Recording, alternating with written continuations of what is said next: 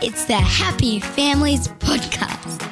It's the podcast for the time-poor parent who just wants answers now. Today on the Happy Families Podcast, we are answering two troublesome questions for parents who would like to make their families happier. Number one, we're going to take on the issue of toddlers running away towards the road when you go to the park or to the shops or pretty much anywhere. I don't know what it is. 2-year-olds, they see the road, they go for it. And also the ongoing challenge of school refusal. We get so many questions about this. Going to talk about emotion-based school avoidance once again, this time for teenagers. If you would like to submit a question, we answer your questions every Tuesday on the podcast. Go to happyfamilies.com.au, click on the podcast link, and then you push the record button to submit your questions. It's that simple. So, question number one. Hey, my name is Beck and I'm from Sydney. I have 2 small girls, 4 months and just a little over 2. My 2-year-old is just wonderful. She's bright and joyful. She, however, runs away. We have spoken about car safety, reenacted what to do around roads, and explained her boundaries when we arrive at playgrounds. But a couple of times at non-fenced playgrounds or at fenced playgrounds without gates, just gaps in the fencing, I have needed to ditch the pram and chase her to the edge of the road or close enough for great discomfort. Other than just not going where there's any room for escaping, what can I do? How do I support her to be safe in this situation and long-term in other situations? Thank you so much for your help. Okay, Beck, love the question. Thanks so much for submitting it. And I really love the thoughtful way that you've put this together. Also love how the 4-month-old is in the background trying to be part of the conversation. Been there, done that. Okay, so you've explained, you've role-played, you've prepped, and your 2-year-old is still running toward the road. Running away is totally normal. I'm so sorry. It's also totally scary, and that's the big challenge here, right? You know that it's not safe. In some ways, your toddler does as well, but they really, cognitively, they have no concept of what it means to really be unsafe, probably because you've done a great job of keeping your child safe. And so therefore, they're interested in exploring. Like I said, totally developmentally appropriate, totally scary. Historically, if we look at the ancient record or even a couple of centuries ago, this was a big challenge even then. And so when parents had young children, they would swaddle them, keep them wrapped up because that way they couldn't go anywhere. Even then, sometimes they'd roll into like where the animals were or into the fireplace. As the kids get older and they start to get really mobile, like a very mobile 2-year-old, there were issues about them going into the river or the lake or the forest. And so parents made up stories about goblins and monsters that were going to destroy them, eat them, steal them away, all that kind of stuff, which, you can make up those stories if you want, but your kiddo's probably not really going to believe you and may end up believing that the world is a really, really dangerous place. I don't know that that's that troublesome, that concerning. There was a fun book called Hunt, Gather, Parent that was written by somebody called Michaeline Duclef a couple of years ago. In that book, Michaeline talks about that, and it works really well, even for the Eskimos living in North America, the people, the Mayans living in the Yucatan Peninsula. They still make up those stories, and the kids end up safe most of the time. Let's talk about some solutions if you don't want to make up horrible stories about what's going to happen if they go near the road, which probably won't make a big difference anyway. Number one, the good news: your child feels safe. Your child actually feels safe, which means that your child feels secure and exploring, knowing that she can come back to you when things are dangerous. The bad news, your child feels safe, which means that she explores and she doesn't really know when things are dangerous, which means that she's potentially not coming back to you. Now, every now and again, I talk to a parent who says, I just call their bluff. I say, okay, bye, have fun running on the road. And then I sit there and watch. I haven't got the stomach for that. I can't tolerate the discomfort associated with that, because if your child takes 3 extra steps, goes that extra 1.5 meters and ends up on the road, on the bitumen, well, that could be catastrophic. So what do? Number one, I reckon just keep on explaining. Keep on having the conversation. This is something that you're going to need to talk about ongoingly, not necessarily road safety, but there will always be a safety issue for you to talk about with your child. It'll go from being road safety to body safety to, I don't know, moral safety. It just keeps on happening over and over and over again as your child gets older. This is part of life. It's just you're at the toddler road safety issue right now. Something that can be useful here is getting your child to explain it to you. That doesn't always work because toddlers' cognitive capacity, especially once they get emotional and excited, can be quite limited. But that's my solution there. Next solution, be vigilant. This is a developmental stage. Your child will grow through it. Sometimes you just got to be on top of it and recognize if you go to a venue, a park, whatever, where there is the capacity for your child to get beyond a fence, or if there is no fence and they could be on the road, you need to be vigilant, full stop, end of story. Other ideas, lots of attention to running near the road can be absolutely delightful for your child. They get a whole lot of power out of it. They think that it's so much fun. They get the giggles. They see you chasing and they think, this is wonderful. I'm getting all this attention, and they feel kind of powerful. But there's traffic there, so do what you must. Here's the one piece of advice that might be really useful, though, and that is don't over-respond in less worrisome situations. It's not always going to be about cars and traffic and genuine danger. Other times we over-respond and they still get the giggles, they still get the chase, they still get the power, but we could have just left it alone. So try to be as discerning as you can. Relax where possible. Don't step in unless you have to. I think that's going to make a difference. A couple of other solutions, maybe 3 other quick solutions.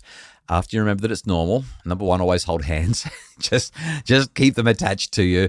Number 2, don't take them. Sometimes that's the best solution. Now, obviously, if you're going for an outing to the park, you need to take them. But if you're going shopping or you've got to run some errands, if there's any way that you can leave that child behind, they hate doing that stuff anyway. Leave them with another adult that they can have better quality time with. And number 3, be proactive. Not only are we working on explanations here, but go to places where it's safe. To the extent that you can do that, they're my best options. Otherwise, wait it out. Let her grow it out. It will stop. Keep her safe in the meantime. Up next, question number 2. Question number 2.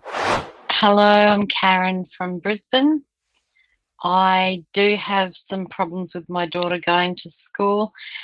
She gets out of going to school approximately 1 day a month, I thought, but she told the paediatrician today it's more like 1 day a week. But I think that's a really high number of days off. But she's actually pretty good at figuring out when I'm busy and when I'm working from home. And she's actually very clever at watching me and working out when's the best time to ask for a day off. And she'll usually get it based on my schedule and what else is going on in my world.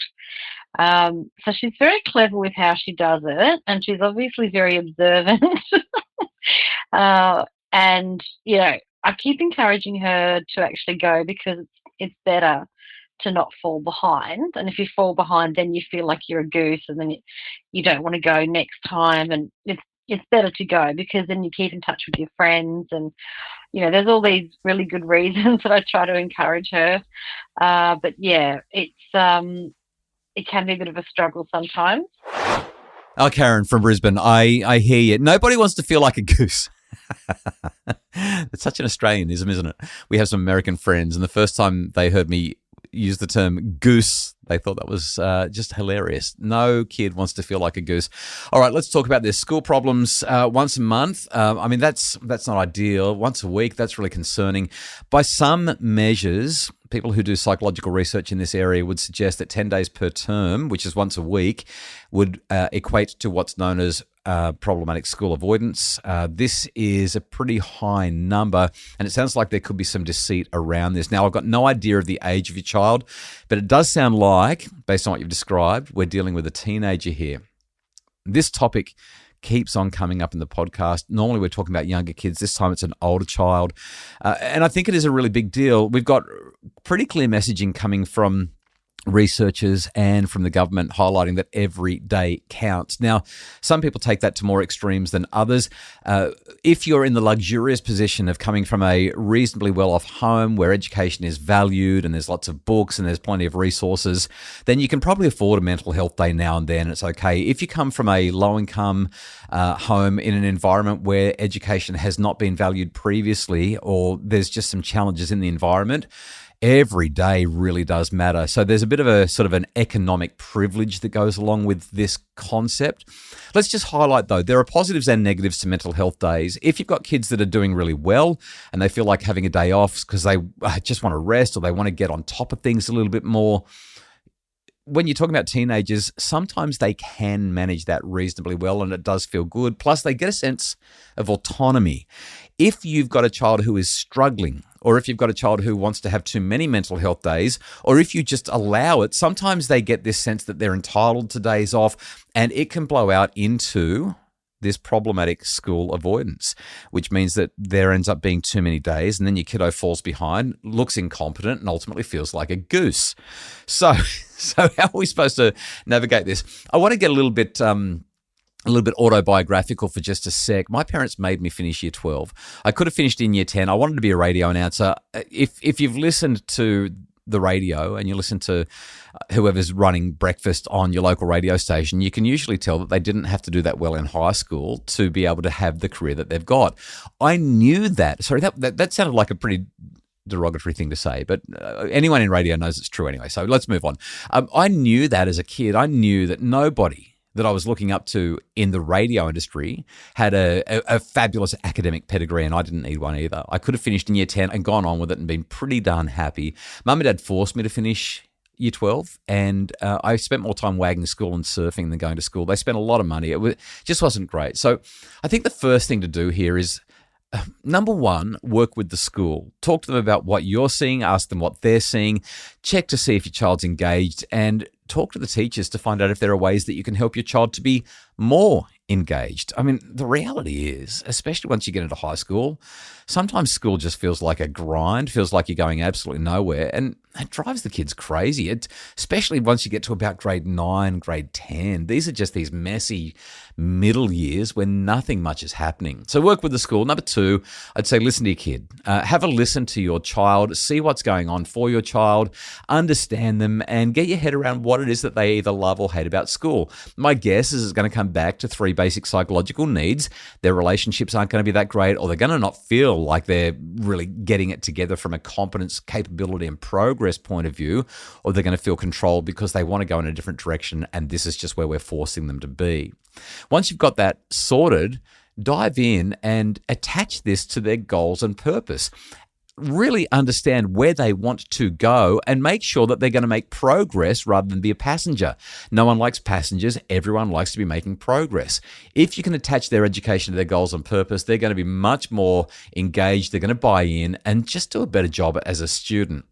What that also means, number 4, is that we need to consider legitimate alternative strategies if they've got a goal or a purpose that is not oriented towards an academic outcome. Now, finishing year 12 does matter. We've got pretty good data in a recent parliamentary inquiry. People who finish year 12 earn a lot more money than people who don't. They have better well-being outcomes. It generally makes a big difference. But there are some people who don't finish year 12 who live incredible lives because they've tied it in with their purpose and they are heading in a positive direction. They're earning or they're learning and they're heading in the right direction. So I guess that brings me to my 5th and final point, and that is this. You want as a parent to emphasize that sometimes school really does suck, right?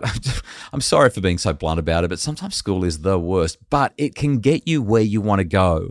And the difference between finishing and not finishing, well, not finishing casts a pretty long shadow through the rest of your life. Like I said, unless you've got some really strong alternative purpose that's going to get you where you want to go.